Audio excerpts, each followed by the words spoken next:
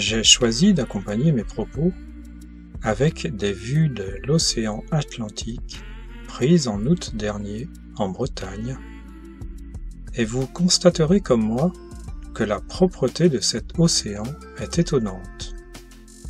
Pas de plastique, de présence de pétrole sur les rochers, une eau parfaitement limpide.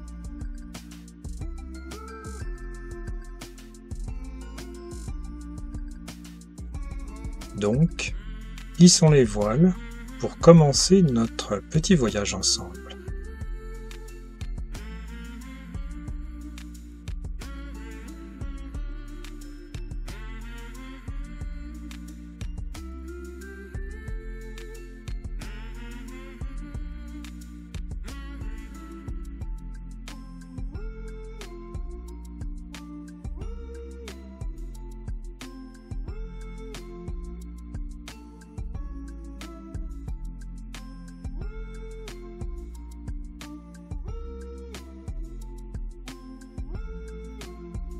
Cependant, nous allons voir qu'il reste du travail à accomplir avec cet extrait du message du maître cosmique Neptune, directeur de l'élément eau.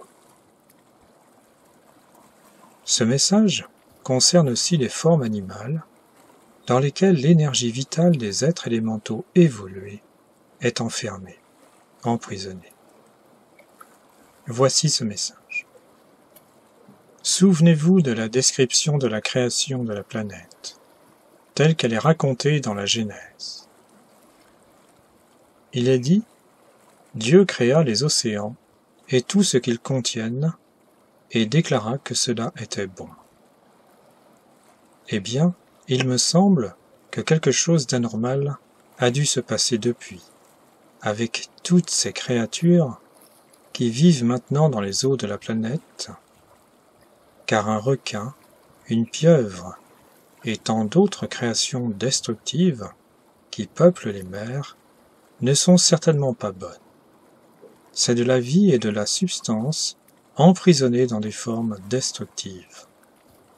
Je ne mentionnerai que 1 ou 2 exemples, afin de vous inciter à réaliser combien il est indispensable de purifier l'élément eau de vos corps.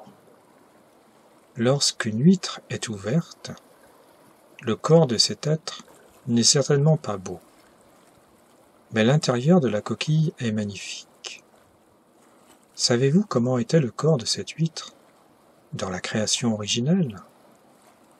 C'était un petit être comme une elfe, avec de petites ailes douces, transparentes, irisées, et aussi pures que le cœur de la déesse de la pureté. C'est la saleté déversée par l'humanité dans l'élément eau et qui s'est condensée au fond des mers qui a produit l'apparence actuelle de ce ravissant petit être. Ce que vous connaissez actuellement comme une pieuvre était un petit être comme un soleil d'or, pourvu de longs rayons qui déversaient leur lumière dans l'élément eau. C'était un minuscule soleil placé dans l'eau, et la couleur et la forme des tentacules actuels ne sont autres que la condensation de l'effroyable impureté et de la haine des humains qui ont distordu cette création primitive et en ont fait l'objet de destruction qui existe maintenant. Il est impossible pour l'humanité de ne pas avoir à subir le choc en retour de la discorde, de la haine et de l'impureté qui ont été imposées sur les forces des éléments. Cette contamination des œuvres divines ne peut pas continuer indéfiniment et amène forcément des souffrances aux humains tant que tout cela n'est pas dissous et ramené à la pureté originelle par l'action de l'amour cosmique, dont l'éclair bleu de pureté cosmique est la manifestation. J'espère faire pénétrer en vous un sentiment de responsabilité vis-à-vis de vos propres corps physiques. qui vous incitera à les tenir propres intérieurement et extérieurement, et à ne plus jamais leur imposer la pression de sentiments et de pensées discordants, présents ou passés. Fin du message. Ces exemples peuvent être appliqués aux animaux terrestres, bien évidemment. Les animaux chasseurs qui mangent d'autres animaux ne sont que le reflet de la méchanceté humaine condensée dans ses formes. Il y a bien longtemps, des magiciens noirs ont voulu détruire l'homme par la prolifération d'animaux carnivores.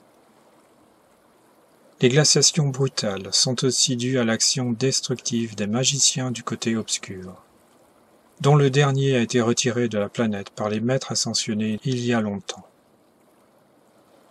Ainsi, la nécessité de pratiquer la flamme violette, non seulement pour soi-même, mais aussi pour toute vie sur Terre, est une demande vitale des maîtres ascensionnés, et ceux parmi vous qui la font chaque jour sont particulièrement bénis. Vous voyez comme moi que la propreté des océans est un signe encourageant. Et Neptune précise que c'est l'emploi de l'éclair cosmique bleu d'abord, à travers notre corps émotionnel eau, et ensuite, dans l'élément eau qui nous entoure partout, que l'action purificatrice du feu sacré agit. Même si nous sommes encore peu nombreux à comprendre cela et à agir en conséquence, dans la solitude de notre chambre, nous voyons bien qu'il y a des résultats tangibles et que la planète elle-même reprend espoir, ainsi que les grands êtres cosmiques qui s'étaient presque entièrement détournés de l'humanité. Aujourd'hui, chacun d'entre nous est porteur d'un immense espoir, et toute la hiérarchie céleste prépare maintenant activement l'âge d'or à venir. Un âge d'or permanent où ne seront admis que les personnes qui s'y préparent. Les autres, j'en ai déjà parlé, ceux qui refusent de changer leurs habitudes humaines, qui refusent d'élever leur vibration donc, seront très certainement transférés sur une autre planète au moment d'une nouvelle incorporation. Car notre Terre doit mener à bien sa propre ascension, en transformant progressivement les minéraux, translucides et lumineux comme au début, les végétaux et les rares animaux qui resteront pour accompagner les humains évolués. Cela ne dépend pas d'une majorité d'humains, car vous le savez, les grands changements de l'humanité ont toujours été le fait de quelques humains inspirés et courageux, et la masse humaine n'a fait que suivre ensuite. Les maîtres ascensionnés ont précisé que la fonte des glaces au pôle était aussi une conséquence logique du dégel émotionnel de la masse de l'humanité. En effet, les sentiments négatifs, comme la méchanceté et la haine, ou la jalousie, ont entraîné au cours des âges un durcissement du corps émotionnel, comparable à de la formation de glace. Ainsi, le dégel émotionnel actuel a un impact direct sur l'élévation modérée des températures et la fonte des glaces. Les maîtres ont précisé dans les leçons essentielles qu'ils compenseraient la hausse du niveau des mers par un enfoncement par endroits de la croûte terrestre. Ces ajustements ne se font pas sans quelques secousses, mais ainsi le niveau des océans varie très très peu. Tous les scientifiques, paléontologues, connaissent bien la rapidité de la fin de la dernière glaciation, il y a 12 000 ans déjà, avec une élévation du niveau de la mer de plus de 100 mètres en quelques décennies. Rien à voir avec ce qui se produit aujourd'hui. Le stress écologique actuel est le fruit de l'ignorance ou un besoin de gouverner les masses par la peur. Tout au contraire, Chaque être humain, s'il veut continuer à vivre sur cette planète, doit commencer par pacifier son émotionnel. Cela dit, nous ne sommes pas de ce monde, de cette terre. Le passage par le monde matériel et sa seule sortie possible par l'ascension ne sont que l'amorce de notre voyage de retour vers le grand soleil central, lieu de notre première naissance à tous en tant que flamme divine. Aujourd'hui, chacun des étudiants de Saint-Germain porte la nouvelle dispensation. Et il est de notre responsabilité de ne rien en déformer et de ne pas le mélanger à d'autres enseignements secondaires dès le départ. Les humains des siècles prochains nous verront comme les précurseurs de ce renouveau tant attendu et seront infiniment reconnaissants. Chacun de nous devrait humblement se préparer, en agissant sur soi-même, en se rendant meilleur, en augmentant ses vibrations et en faisant connaître les instructions originelles à ceux qui sont sincèrement intéressés. Pour conclure, je vais vous décrire l'apparence d'un maître ascensionné afin de vous habituer à leur réalité. Tout d'abord, il n'est possible d'en rencontrer sur le plan éthérique que si vous avez fait vos preuves avec des efforts soutenus.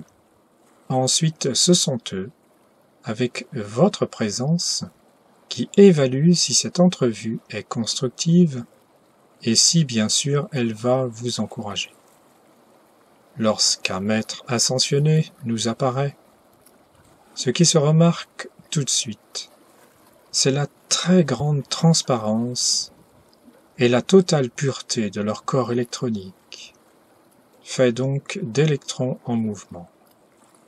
Bien que leur forme très belle et très digne soit parfaitement visible, elle ne dégage aucune ombre, cela sans être éblouissante.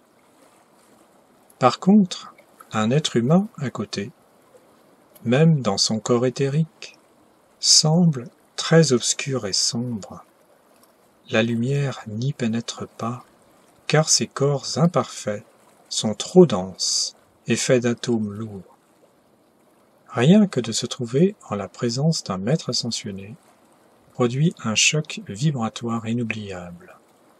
De même, si l'on entend le son de leur voix, d'une beauté qui n'existe pas sur terre, et dont les mots sont à jamais inoubliables.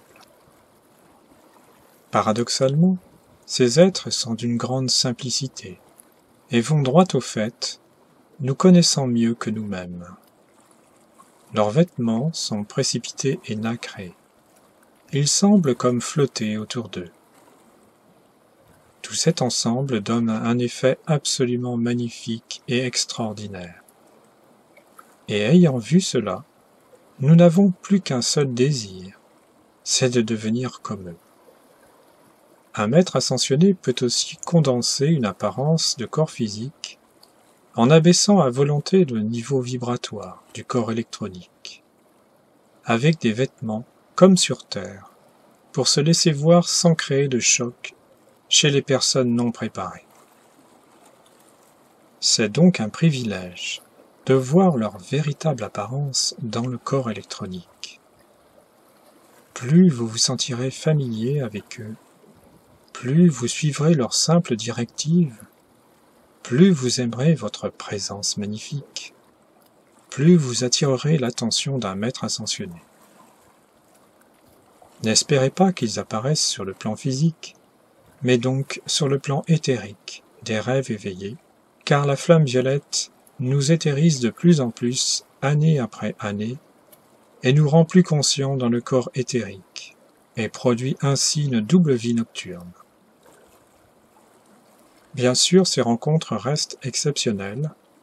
Pour ma part, cela se compte sur les doigts d'une main. Et pour en voir dans le corps électronique des octaves supérieures, c'est pour le moment une fois unique. Il ne faut pas croire que les maîtres ascensionnés restent dans une oisiveté extatique, ou ne pensent qu'à se réunir et faire la fête.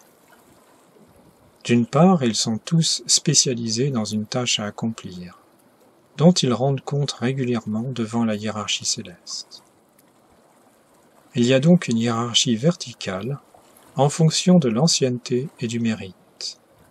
Certains maîtres cosmiques n'étant d'ailleurs jamais passés par l'incarnation terrestre, il y a aussi une spécialisation horizontale, d'une part dans les 7 rayons divins, mais aussi en rapport avec les royaumes angéliques et les royaumes élémentaux. Ainsi, la hiérarchie céleste est comparable à une grande entreprise avec des postes et des missions plus ou moins importants. Les derniers arrivés remplacent les maîtres plus anciens à une même œuvre, et beaucoup d'entre nous non incarnés sont déjà préparés pour des futurs postes à leur insu, s'ils ont attiré l'attention d'un maître particulier avec certaines qualités naissantes. Des activités des maîtres agissent directement dans les sphères gouvernementales et diplomatiques humaines, grâce à certains élèves dévoués non ascensionnés, afin de diminuer les effets ou d'anéantir les plans du côté obscur. Vous avez plus de renseignements sur cet aspect dans le livre Présence magique aux éditions Monclar. Ainsi, ces maîtres ascensionnés souhaitent bien évidemment nous aider de tout cœur pour atteindre la victoire de l'ascension. Et dans un proche avenir, chaque être humain saura qu'il possède en lui-même un divin maître, une maître présence. Et c'est avec le rapprochement de cette présence que le processus d'ascension commence, longtemps avant l'heure. Ce que demandent avant toute autre chose les maîtres, c'est d'extérioriser cette magnifique présence par son rayonnement, son amour et par l'expression des 7 divines qualités, et de diffuser leurs merveilleux enseignements. Nous en sommes tous largement capables. Je vous remercie. André Riviera pour contemplativeart.com